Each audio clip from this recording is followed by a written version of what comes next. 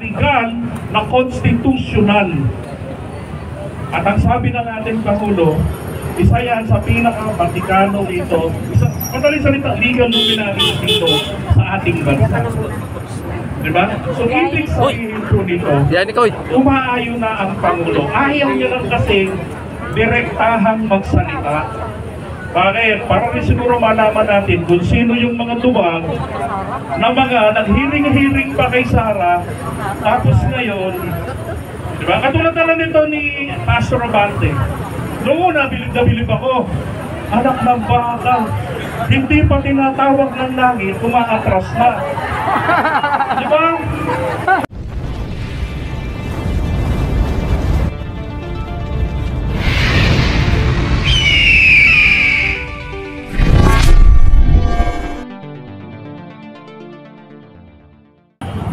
Kung anong ginaan pinagsasabi nito, alam nyo naman na yun, balik-tari naman talaga lagi si Abante.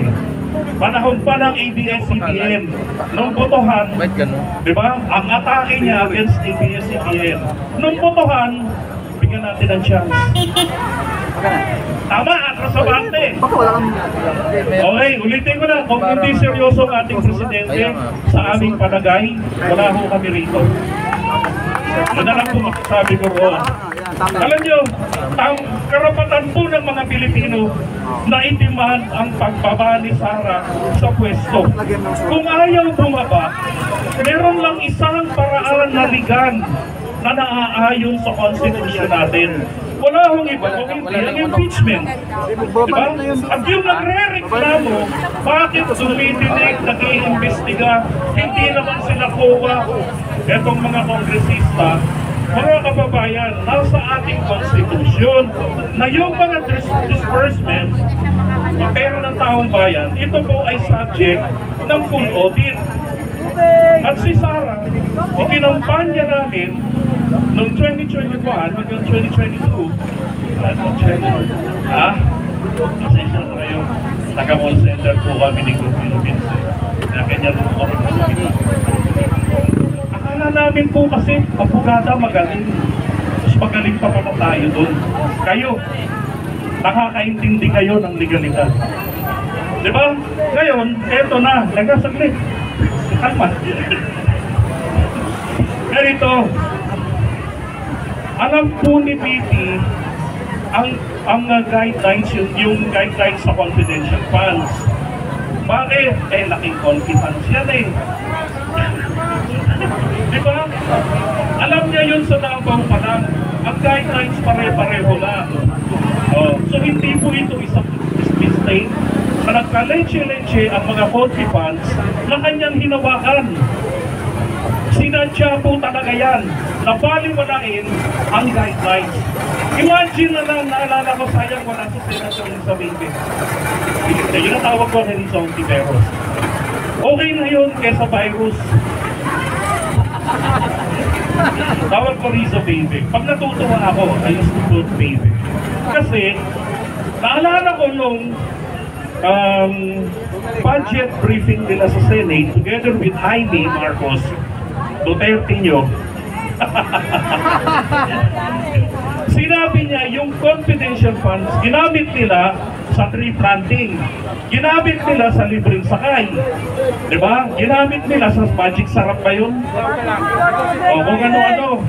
Pero bakit kung nag-submit ng liquidation, kung ano yung nakalagay ito na categories, sa guidelines, tumukuha. Ang problema nung makareceive ng audit observation memorandum, ang nangyari na, nataranta. Kaya nagka-lechi-lechi doon sa acknowledgement receipt. Diba?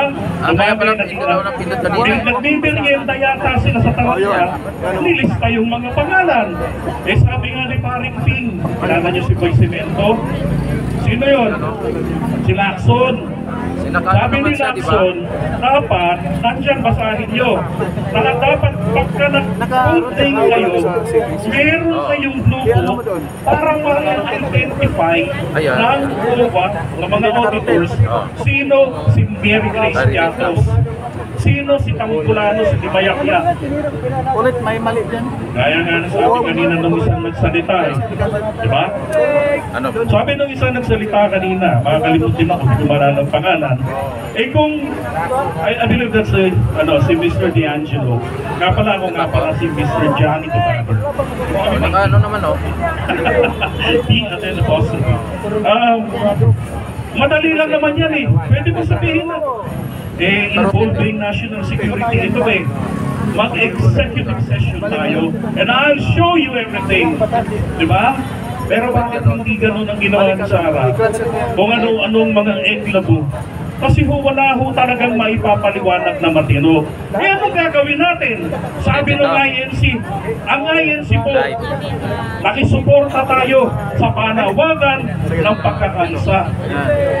Na in-overuse pa nga nila at ng mga TTS ang opinyon ng Pangulo. Ang trip nila, dalawa. Kung napansin nyo, yung nagpakilala kay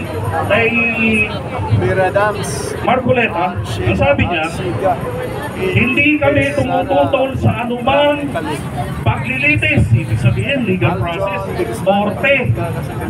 Tuwan-tuwa ko doon. Kasi ang tanong ko sa mga members, na mga subscribers ko hanggang ngayon, pabor ba kayo sa plunder case? Huwag tayo mag-impeachment, mag-plunder tayo. Makukulong si Sara, walang piyansa, o mag-i-impeachment tayo, may chance pa siya pwedeng mag-resign. Anong sinabi nun? Nung pinakilala na si Marcoleta, alam nyo na yung ginawa, di ba? Pagdating ho sa interview, nung nagpakilala sa kanya, ang tema niya, ginamit nila yung istorya sa Biblia na yung babaeng nahuli sa panglalalaki na pinatawad ng Panginoong Jesus. Kasi karapatan ng patawad yun eh. Diba? Ito, usapin ito ng pondo ng taong bayan. Pinatatawad ba ng taong bayan si Sara? Hindi, pinapanagot. Kung hindi managot, magpaliwanag. Sino po ang dapat na pinagpapaliwanagan niya? Kongreso. Dahil yan ang representante ng mamamayan. Kaya tama na ang Kongreso ang mag-check ng audit sa kanya. Eh paano kung ang COA ay nasusuhulan? Nasaan ang check and balance? Diba? Eh tungkulin yan ng Kongreso natin. So tama lang ginawa nila. Eh bakit nababakla yung mga kongresista natin? Diba? Bakit natatakot sila? Lalo na yung mga nanguna. Mga babayan, ganito lang yan eh. Pag hindi nila ito inaksyonan, di ba rin natin aksyonan? Di ba? Huwag rin natin aksyonan ang application nila for re-election. Huwag natin iboto. Sapagkat may panahon pa. Kapag dating ng February, at ang talagang lang naman po kasi ng Congress, pipirmahan lang yan nang matapos na ang problema nila. Dahil hindi naman po mga ungango yung nag-process ng dokumento ng impeachment complaint. Diba? Sufficient in form? Yes. Sufficient in substance? Yes. Railroad yun na. Bahala na si speaker maghati doon. E di magampanya na kayo, at least iboboto namin kayo ulit. Nagampanan nyo ang trabaho nyo. Ang Senado pag nag-adjourn sa February 8, si BBM po, pwedeng magpatawag ng special session. Sabi sa Consti, anytime eh. Pwede siyang magpatawag ng special session. Ang pasweldo natin sa Senador, hanggang June 30 pa. Hindi June 29, maglabas sila ng meeting. Kung hindi nila i-convict si Sara, palagay ko okay lang. At least hindi tayo lugi. Eh kung i-convict natin, di bonus. Diba? I-convict nila. Ganun lang eh, ayaw nila. So itong pagtitipong ito, hindi ito pagtapat sa INC. Ito ay representasyon. Maraming salamat. So ibigay ko na po yung microphone kay Koy para ipakilala yung isa sa mga grupo na sumusuporta po sa activity natin ngayong hapon. Magandang hapon sa inyong lahat! Gusto nyo na ba Powerful. na ma-impeach ang magnanakaw? susuporta kami! Ngayon, araw na to, hanggang sa dulo na maipit natin ang magnanakaw! Tapos ano? Papayag ba kayo? Mula dito, papayag ba kayo? Ano mo? Na ninanakawan ang pera ng taong bayan! Hindi! Siyempre hindi. Ayaw natin doon. Ano mo sa live? Ayaw natin sa taong magnanakaw! Ayun pa lang, inakatok ko na ang opisina Sa plus mo. Tapos itong OPP. Bakit? Kasi umpisa pa lang to at alam ko, patikim pa lang natin ang araw na ito. Ayan na live. Bakit nga ba tayo nagkakaisa? Bago ko itaas ang kamay ko, nais kong batiin ang lahat ng mga kapatid natin, loyalista! Yan, lagyan mo ng tabi. Ang mga kasama natin, mula po noon, na hindi man tayo magkakapananaw ng posisyon, pero nagkakaisa sa laban na ito! Save. Ay, ano mo na? Kaya ngayon, ang panawagan natin, impeach Sara now! Impeach Sara! Pero, gusto kong sabihin na sinusuportahan namin ng hakbang na ito upang sa pagbabago ng Pilipinas! Tapos ay ano mo na? Panawagang ikulong si Sara! Advance city mo, Palagutin! i-open mo. Sabi ng ating kababayan ng party sa Bunyog. Pero sa harapan nyo, naninindigan ako bilang isang magdalo na lalaban kami hanggang sa dulo ng laban na ito. Kaya sa panahon na to, Presidente si Pangulong Bongbong Marcos, ang hatid ko sa inyo, eto saluhin nyo, bagong Pilipinas para sa lahat na natin dito. Ngayon pa lang, nais ko pong tawagan ng atensyon ang aming kasama sa magdalo na magsasalita dito sa inyong harapan. Dito ang pugi na ano. Ito po, Yan dito ang pugi na ano. Yes. Sara Rizal! Sara Rizal! Impeach Sara! Impeach Sara! Ikoy. Magandang kawag po niyo sa lahat. Thank you po sa mga organizers ng Bunyog. Maraming salamat sa pagkakataon binigay nyo. Ano ba yan? Mga ano dito? At sa mga magdalo, natutuwa ako. Natutuwa kami. Alin? Nakikita namin na marami pa na lumalaban. Ang magdalo lagi kayong pinaglalaban. At nakikita namin na minsan tinatanong namin, tama ba? Ako, isa ako sa mga signatories ng impeachment. Complainant ako. Ang laging tanong ko, tama ba na nag-complain kami? Tama ba? Kayo ba ay nagre-reklamo laban sa Vice Presidente? Yun ang pinakahawakan. Kaya kami nagpunta doon sa Kongreso para mag-file ng impeachment complaint. Para maumpisa na. Tama na. Hindi kapayapaan ang hinihingi natin. Sila, kapayapaan daw. Pero pag walang pananagutan, walang kapayapaan. Tandaan yan. Pinagbigyan na natin siya. Tama ba? Nagtiis na tayo. Di ba? Pinabayaan. Ginawa na natin siyang Vice Presidente. Tama ba yun? Tama! Ginawa na siyang DepEd Secretary. Tama! O anong ginawa niya? Kaninong pera ang ginakaw niya? Sa gobyerno ba o sa taong bayan? Sa taong bayan! Sa taong bayan ba? Kaya pera ba yun? Sa gobyerno o sa inyo?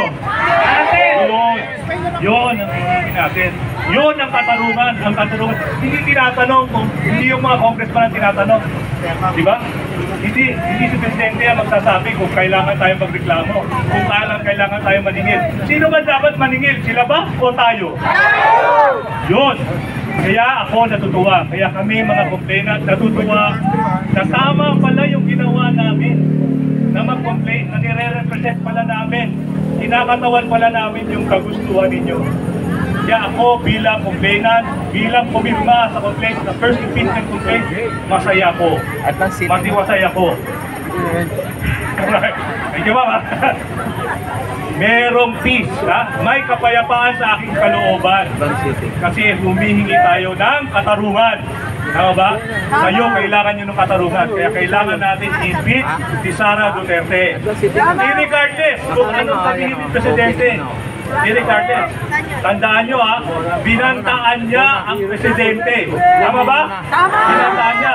Kung Presidente tayo niyang bantaan, lalo na tayo, di ba? Lalo na tayo. Pero tayo, ang tinatanong, kasi sinasabi lang, konti lang yung nandito, pero ngayon ang bagong rally nandyan sa inyo. Tama ba? Tama! Di na bilang ng tao, bilang ng views, bilang ng followers. Tama ba? Kaya kami nandito. Mula pa noon, lumalaban kami para sa inyo. Hanggang ngayon, ipaglalaban natin. Wala tayong iwanan, wala tayong bitawan. Lalaban pa tayo? Impeach Sara Duterte, maraming salamat po.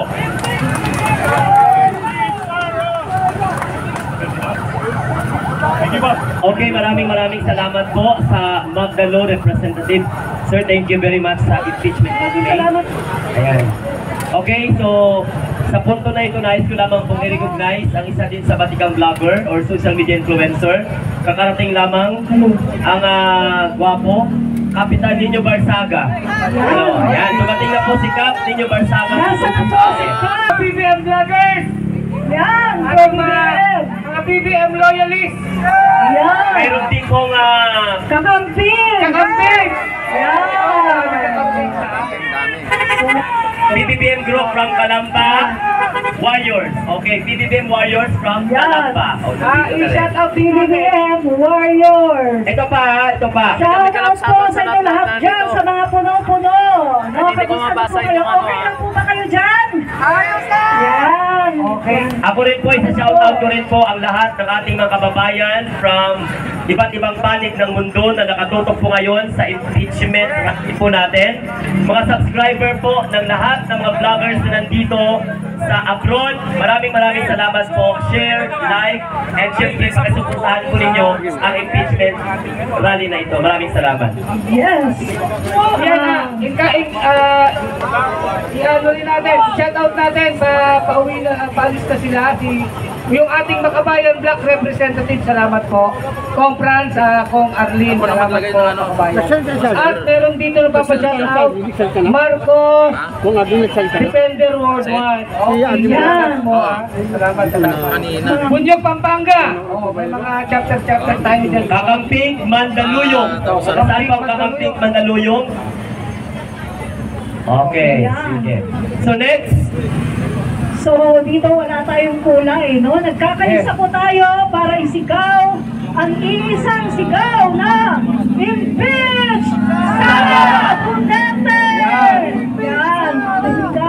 So, okay na po ba si Kap? Habang hinihintay si Kap, ay pasalamatan natin ang ating mga kababayang kapulisan. Ayan, sa lahat po ng mga kapulisan na nandyan po sa paligid, maraming salamat po. Bigyan tayo. Okay, thank you sir.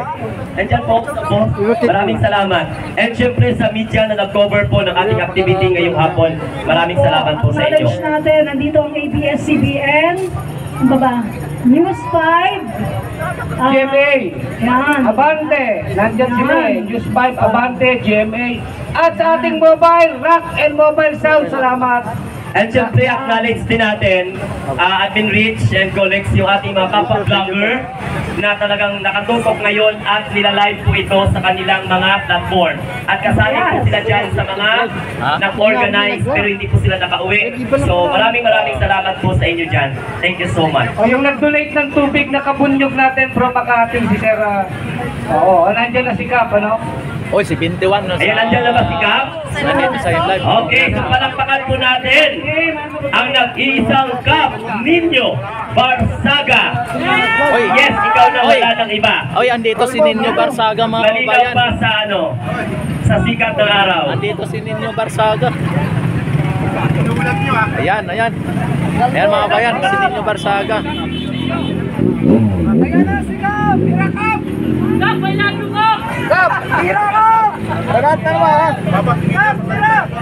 Ayan, magsalita mo.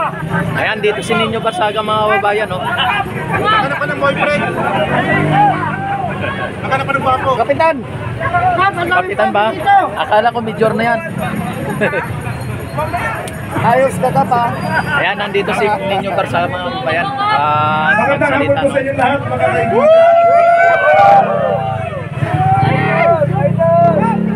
Hindi ako sanay magsalita sa maraming crowd. Hanggang social media lang po ako nag-iingay. Pero by the way, lahat naman tayo gusto natin ng tunay na pagbabago. At gusto natin malaman ang katotohanan, sabi nga nila, know about to the law. Kahit Vice President siya, dapat panagutan niya ang kanyang nagawang pagkakamali. Yun ang dapat.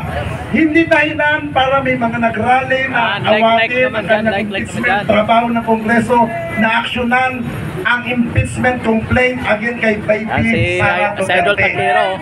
Idol Yun Takiro. ang the best para magkaroon tayo ng tunay na Ang dami niwala mga at ano dito, mga pagkakaisa. vlogger. Putang ina nila! Maglabi.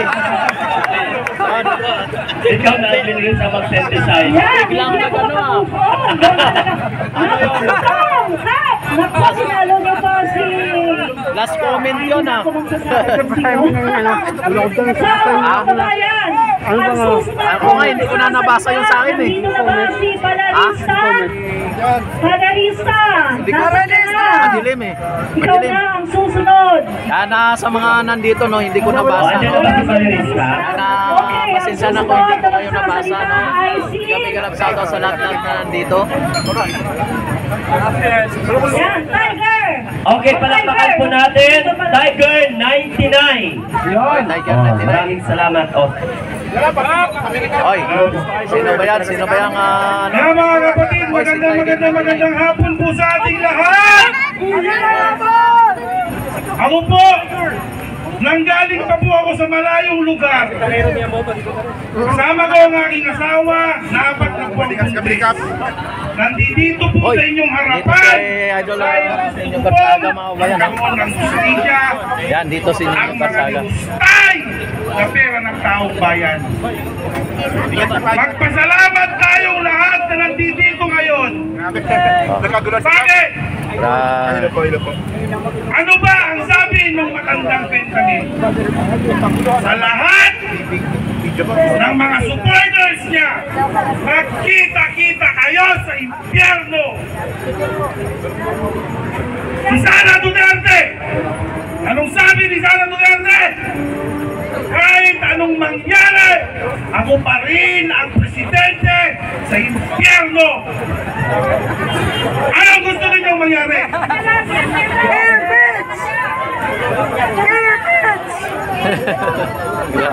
Anong gusto ninyong mangyari?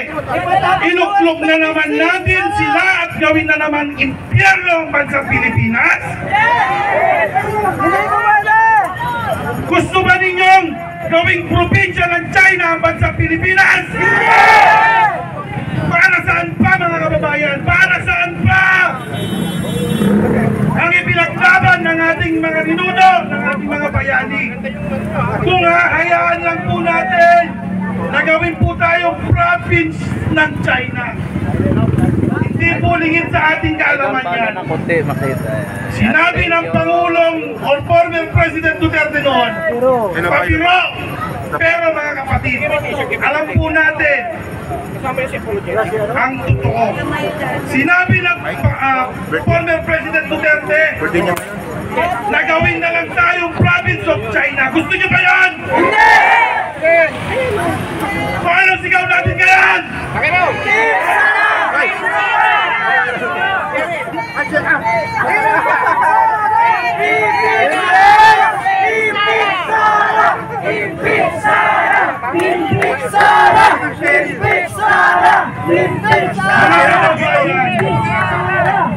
Mga kababayan,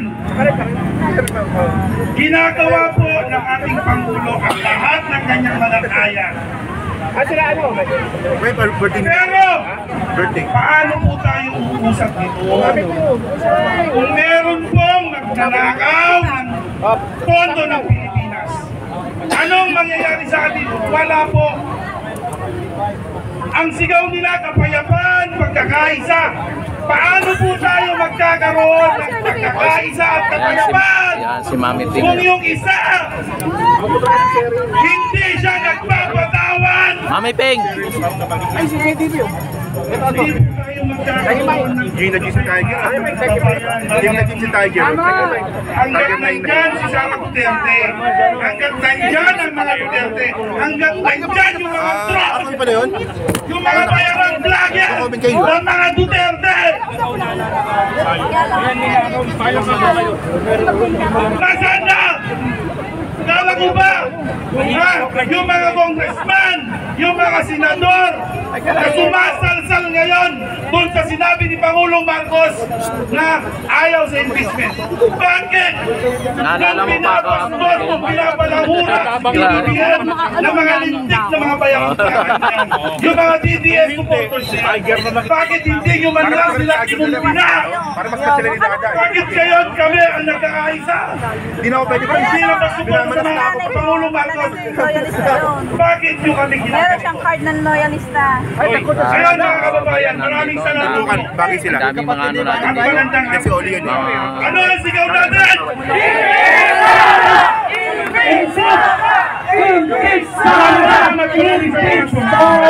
Impeach! Sara! Salamat, Tiger.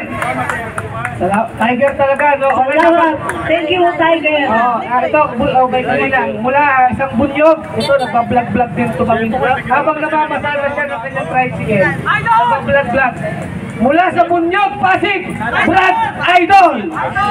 Maraming salamat sa lahat ng tumalo sa inyo. Sa lahat ng iba't ibang grupo. Tayo po ang pasimula. Ang pasimula ng malakas na pwersa Wala ka dito eh. para ibagsak Ewan ko nasan dito. si Sara Duterte! Sara Duterte! Impeach! Mananagot! Kami At magkasama eh. mananagot ka! Pangalan ng batas! Akala ko. Kaya sabay-sabay natin isigaw! Sara Duterte! Sara Duterte! Sara Duterte! Maraming salamat! Salamat, Brad Idol! Okay.